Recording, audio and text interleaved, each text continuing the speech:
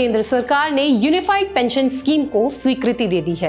प्रधानमंत्री नरेंद्र मोदी की अध्यक्षता में 24 अगस्त को हुई केंद्रीय कैबिनेट की बैठक में एकीकृत पेंशन योजना यानी कि यूपीएस पर मुहर लगी। यूपीएस के तहत केंद्र सरकार के कर्मचारियों को रिटायरमेंट के बाद एक निश्चित पेंशन मिलेगी। क्या है unified pension scheme? Unified pension scheme केंद्र सरकार के कर्मचारियों के लिए एक नई पेंशन स्कीम है। इसके तहत केंद्रीय कर्मचारियों को एक निश्चित पेंशन मिलेगी। अब तक केंद्रीय कर्मचारियों के लिए न्यू पेंशन स्कीम यानी कि एनपीएस का प्रावधान था, लेकिन इसमें फिक्स पेंशन नहीं मिलती थी। कब से लागू होगी यूनिफाइड पेंशन स्कीम?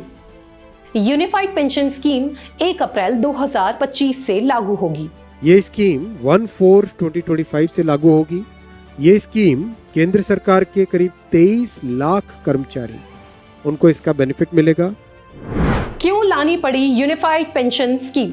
अभी केंद्र सरकार के कर्मचारियों को न्यू पेंशन स्कीम यानी कि एनपीएस का लाभ मिलता है। हालांकि इस स्कीम में उन्हें एक निश्चित पेंशन नहीं मिलती है, साथ ही अपनी सैलरी से भी उन्हें इसमें कंट्रीब्यूट करना पड़ता है। इसलिए एनपीएस का लंबे समय से विरोध हो रहा था और इसमें बदलाव की मांग लगातार की जा रही थी। एक वर्ग जनवरी 2004 में खत्म ओल्ड पेंशन स्कीम यानी कि ओपीएस को दोबारा लागू करने की मांग कर रहा था, जिसमें निश्चित पेंशन मिला करती थी। एनपीएस यानी कि न्यू पेंशन स्कीम में लंबे समय से रिफॉर्म की मांग उठ रही थी। इसी के चलते अप्रैल 2023 में तत्कालीन वित्त सचिव टीवी सोमनाथन की अध्यक्षता में एक कमेटी का गठन किया गया था। इस कमेटी ने राज्यों के वित्त सचिव, एम्प्लॉय यूनियन और केंद्रीय कर्मचारी संगठनों के साथ विस्तृत चर्चा के बाद यूनिफाइड पेंशन स्कीम लाने की सिफारिश की, जिसे केंद्र सरकार ने मंजूरी दे दी। यूनिफाइड पेंशन स्कीम में क्या नया है? निश्चित पेंशन। यूपीएस के तहत केंद्र सरकार के कर्मचारियों को तय पेंशन मिलेगी। केंद्रीय कर्मचारी को उसके रिटायरमेंट से पहले के 1 साल की बेसिक सैलरी का 50% पेंशन के तौर पर मिलेगा। उदाहरण के लिए किसी की आखिरी सैलरी 60,000 थी तो उसे 30,000 पेंशन मिलेगी। हालांकि इसके लिए नौकरी को कम से कम 25 साल होना जरूरी है। इस स्कीम के 5 पिलर्स हैं।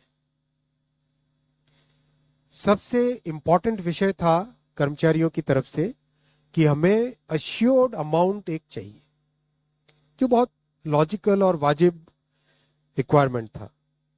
तो इस डिमांड पे एक मेथोडिकल वे में काम करके और एक्चुअरियल साइंसेस, जो लोग आगे का भविष्य का रिक्वायरमेंट वगैरह कंप्यूट करने का एक तरीका होता है जिसको एक्चुअरियल साइंस बोलते हैं, उनके साथ मिलके कई तरह के फाइनेंशियल मॉडल्स को प्रोजेक्ट करके और सबके साथ मिलके एक सिस्टमेटिक तरीके से 50% अश्योर्ड पेंशन, ये इस यूपीएस का सबसे पहला पिलर है। इसकी डिटेलिंग देखनी चाहिए हमें। जो ये अमाउंट मिलेगा वो रिटायरमेंट से पहले के 12 महीनों की एवरेज बेसिक पे का 50% होगा। मैं रिपीट कर रहा हूं, अश्योर्ड पेंशन का जो अमाउंट है that will be the average of basic पे ऑफ 12 months बिफोर सुपर एनुएशन, उसका 50% होगा। और इस फुल पेंशन के लिए जो क्वालिफाइंग सर्विस रहेगी वो रहेगी 25 years, यानी 25 वर्ष तक अगर किसी ने काम किया है, सेवा की है, तो उसको फुल पेंशन यानी जो ये अश्योर्ड पेंशन का अमाउंट है वो मिलेगा। 25 साल से अगर कम है लेकिन 10 साल से ज्यादा है तो उसमें प्रोपोर्शनेट पेंशन रहेगी, प्रो रेटा वो पेंशन का अमाउंट बनेगा। निश्चित पारिवारिक पेंशन। अगर किसी कर्मचारी को रिटायरमेंट के बाद पेंशन मिल रही है और किसी परिस्थिति में उसकी मृत्यु हो जाती है तो उसके परिवार को पेंशन का 60% हिस्सा मिलेगा।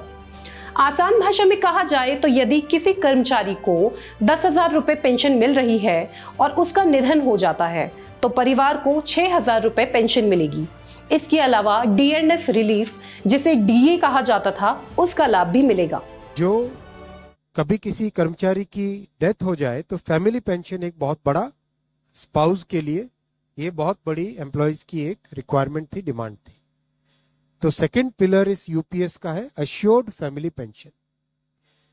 किसी भी कर्मचारी के डिमाइज से पहले, इमीडिएटली पहले जो पेंशन थी, अमाउंट था, उसका 60% मिलेगा एम्प्लॉय के, डिसीज्ड एम्प्लॉय के स्पाउस को। लंप सम अमाउंट यूपीएस के तहत रिटायरमेंट के बाद ग्रेच्युटी के अलावा कर्मचारियों को एक लंप सम अमाउंट भी मिलेगा। हर कर्मचारी को उसके 6 महीने की नौकरी पूरी करने पर इन महीनों की सैलरी और डीए का 10% लंप सम के तौर पे मिलेगा। पांचवा पिलर है इस स्कीम का lump sum payment at superannuation in addition to gratuity. ये एक तरीके से बहुत ही इंपॉर्टेंट और बहुत ही बड़ी एक रिलीफ मिलेगी। जब सुपर एन्युएशन होता है तो उसके बाद में इंसान अपनी लाइफ को प्लानिंग जिस तरह से करना चाहिए, तब कई बड़े खर्चे आते हैं। इसलिए ये लंप सम एक अमाउंट तय किया गया। यह है कि हर 6 महीने की सर्विस के लिए मंथली इमोल्यूमेंट्स विच मीन्स पे एंड डीए कंबाइंड, उसका 10% अमाउंट। तो ये एक अपने आप में सब्सटैंशियल एक अमाउंट रह जाएगा। जैसे मान लीजिए किसी का 30 इयर्स की सेवा है तो उसमें करीब करीब 6 महीने की सैलरी, सोमनाथन साहब दैट्स करेक्ट ना, करीब करीब 6, तो उसको 6 महीने की इमोल्यूमेंट्स जो उसकी रहेगी पे प्लस डीए मिला के, वो एक लमसम अमाउंट की तरह मिलेगा। और आइए अब जानते हैं क्या है इस बारे में लोगों की राय। जो कल भारत सरकार ने यूपीएस यूनिफाइड पेंशन स्कीम लागू की है, उसको 1 अप्रैल 2025 से वो अमल में आ जाएगा और सरकारी क्षेत्र में जो भी कर्मचारी उस पेंशन योजना का लाभ लेना चाहें वो उसके तहत लाभ ले सकते हैं। देश भर में यदि आप पिछले कुछ कालखंड का पर नज़र डालेंगे तो आपको लगेगा कि कई कर्मचारी संगठनों के द्वारा ये मांग की जाती रही थी कि जो ओल्ड पेंशन स्कीम है उनका लाभ दिया जाए, जो कि जिसका अभाव इस एनपीएस में कहीं ना कहीं कर्मचारियों को महसूस हो रहा था। और इसलिए से लगातार पिछले कई वर्षों से कर्मचारी संगठनों ने ये मांग थी कि हमारी पुरानी पेंशन हमें दिया जाए। अब जो कल यूनिफाइड पेंशन स्कीम आई है उसको एक प्रकार से आप पुरानी पेंशन जैसे ही समझ सकते हैं। उसके जो प्रोविज़न हैं, जिस प्रकार से भुगतान किया जाएगा, पारिवारिक पेंशन भी है, 10 साल के मिनिमम 10 साल की सेवा के बाद एक कर्मचारी पेंशन के हकदार होगा, इंटाइटल्ड हो जाएगा और उसके सारे भुगतान ग्रेच्युटी का भी उसको किया जाएगा। सिर्फ एक अंतर इस पेंशन में और ओल्ड पेंशन में है कि ओल्ड पेंशन में एम्प्लॉयर का कोई कंट्रीब्यूशन नहीं था, लेकिन इसमें 18.5% सरकार ने ये प्रोविज़न किया कि एम्प्लॉयर का कंट्रीब्यूशन होगा और एम्प्लॉय का भी होगा। तो इस प्रकार से 28.5%, जो 10% और 18.5%, लेकिन जो 18.5% है वो बढ़ेगा भी, वो फिक्स नहीं है। उसको आगे महंगाई दर को देखते हुए या और भी मार्केट के या इकोनॉमी में जिस प्रकार की व्यवस्थाएं होंगी उस प्रकार की व्यवस्थाओं के अनुरूप उसको घटाया बढ़ाया जा सकता है। और इस प्रकार से आज की तारीख में 28.5% का जो कॉर्पस होगा उस कॉर्पस को ऐसे इन्वेस्ट किया जाएगा, तो यहाँ से उसका भुगतान होगा। तो एक मुश्त जो भार था ओल्ड पेंशन में, उस भार से सरकार को एक तरह से निजात मिली है, क्योंकि आप कंटिन्यूस उसकी तैयारी कर रहे हैं, मतलब लगातार हर वर्ष हर माह उसकी तैयारी कर रहे हैं। और उस कॉर्पस वो जब तैयार होगा तो कर्मचारी को सुरक्षा मिलेगी, उसके परिवार को सुरक्षा मिलेगी। निश्चित रूप से भारत जैसे कल्याणकारी देश के अंदर इस प्रकार के प्रावधान तो पहले से भी थे, लोगों की मांग भी थी, सरकार ने इसको लागू किया है, ये स्वागत योग्य कदम है। मैं professor Rajendra Mamgai, head department of economics, Doon university and dean school of social sciences. मुझे लगता है कि ये स्कीम जो गवर्नमेंट ने निकाली है ये बहुत ही अच्छी स्कीम है, क्योंकि एक सोशल सिक्योरिटी है वो सबसे इम्पॉर्टेंट होता है। किसी भी सरकारी नौकरी में सोशल सिक्योरिटी होना बहुत ज़रूरी है। ये जो पहले हमारी ओल्ड पेंशन स्कीम थी, उसके बाद हम लोगों ने 2005 में जो न्यू पेंशन स्कीम पे पहुँचे, उससे बहुत सारी चीज़ें हमारी सिक्योरिटी, हमारा ही पैसा था और हमको मिलना था उसको। उससे जो गवर्नमेंट की जो बेसिकली सिक्योरिटी होती है कि मिनिमम गारंटी कि हम इतना पैसा आपको देंगे चाहे आपका पैसा हो ना हो, आई थिंक वो पहले वाली पेंशन में था और एनपीएस ने उसको हटा दिया था। और करीब 20 साल तक ये चला। 20 साल के बाद अभी फिर दोबारा गवर्नमेंट ने इसको रिविजिट किया है, जिसको यूपीएस बोलते हैं, यूनिफाइड पेंशन स्कीम। इसमें उस पुरानी स्कीम के बहुत सारी चीज़ें ली हैं, जैसे मिनिमम 50% आपको देना इनकम गारंटी होगी। आप जो आपकी लास्ट पे ड्रॉन है उसके 50% आपको एक बेसिक मिनिमम सिक्योरिटी मिलेगी, और उसको इन्फ्लेशन से लिंक किया है मार्केट से कि बाई चांस यदि मतलब 10% 5% महंगाई बढ़ती है तो उसके साथ साथ आपका वो पेंशन भी बढ़ेगी। इसका डायरेक्ट इम्पैक्ट ये है कि जो लोग सरकारी नौकरी में हैं वो अब ये कह सकते हैं कि हम सही तरीके से सरकारी नौकरी में हैं। पहले तो लगता है प्राइवेट और सरकारी में ज़्यादा अंतर नहीं रह गया था, तो अब वो सही में एक उनको गर्व महसूस होगा कि हम एक सरकारी नौकरी में हैं और हमको एक एश्योर्ड पेंशन मिल रही है। तो ये तो गवर्नमेंट की अच्छी कवायद है मेरे ख्याल से।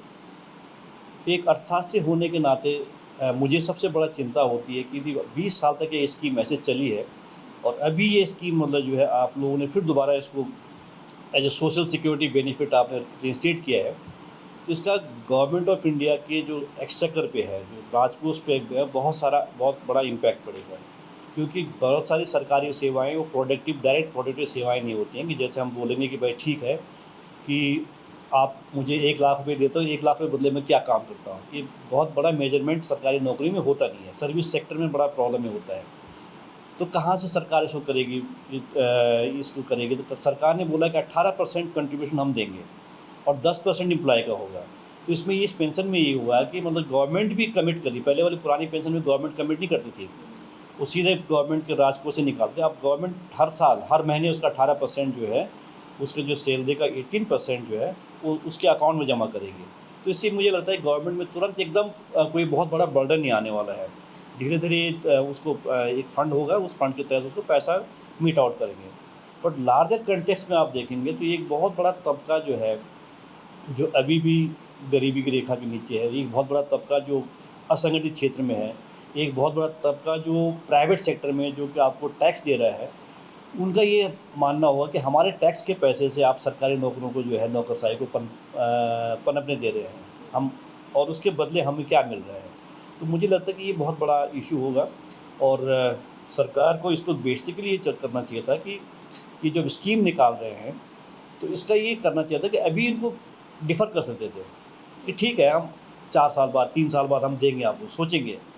तो मुझे लगता नहीं कि मतलब जो है कि सरकार इसमें कोई ऐसे करेगी। सरकार इसको इम्प्लीमेंट करेगी, जैसे आप बता रही थी, सरकार इसको इम्प्लीमेंट करेगी क्योंकि हर जगह एक पॉलिटिकल मुद्दा बन चुका है और एक बहुत बड़ा वोकल ग्रुप होता है। गवर्नमेंट एम्प्लॉय जो है एक बहुत बड़ा वोकल ग्रुप होता है जो एक आदमी कम से कम 10 आदमियों को इन्फ्लुएंस करता है, और वो ये जो वोकल ग्रुप होता है इसके चलते मुझे सरकार, कोई भी सरकार इसको अफोर्ड नहीं कर सकती है कि उनको अशांत करे, और ये उनका मेरे ख्याल से एक बहुत बड़ा राजनीतिक पहलू था। अगर 25 साल से कम नौकरी है तो कितनी पेंशन मिलेगी?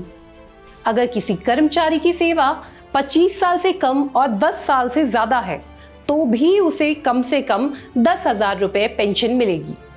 जैसे किसी कर्मचारी ने 11 साल की नौकरी के बाद रिटायरमेंट ले लिया और उस समय उसकी बेसिक सैलरी 20,000 थी, तो इस केस में भी उसे 10,000 रुपए महीना पेंशन तो मिलेगी ही, साथ ही इसमें महंगाई भत्ता भी जुड़ेगा। क्या राज्य सरकार के कर्मचारी भी इसके दायरे में आएंगे? यूपीएस यानी कि यूनिफाइड पेंशन स्कीम फिलहाल केंद्र सरकार के कर्मचारियों पर लागू होगी, जिनकी संख्या करीब 23 लाख के आसपास है। केंद्रीय कर्मचारियों को यूपीएस और एनपीएस में से कोई एक स्कीम चुननी होगी। राज्य सरकारें भविष्य में इस योजना को अपने यहाँ लागू कर सकती हैं। जो रिटायर हो गए हैं, क्या उन्हें भी यूपीएस का लाभ मिलेगा?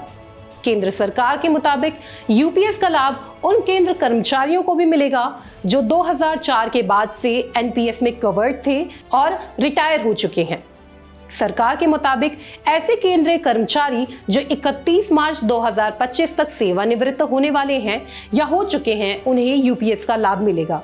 ऐसे कर्मचारियों ने एनपीएस के तहत जो भी पैसा निकाला है उसे समायोजित करने के बाद यूपीएस के तहत बकाया एरियर दिया जाएगा।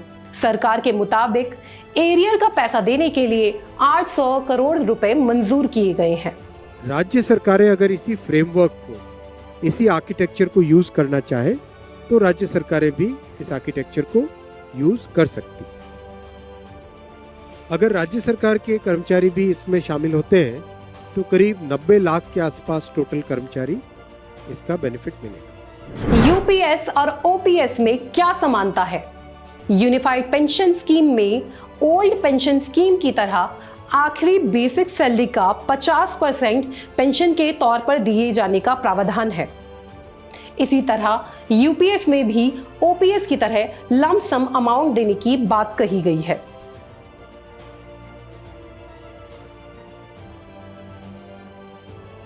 आज के लिए इतना ही। मुझे दीजिए अनुमति। देखते रहिए दूरदर्शन उत्तराखंड। नमस्कार।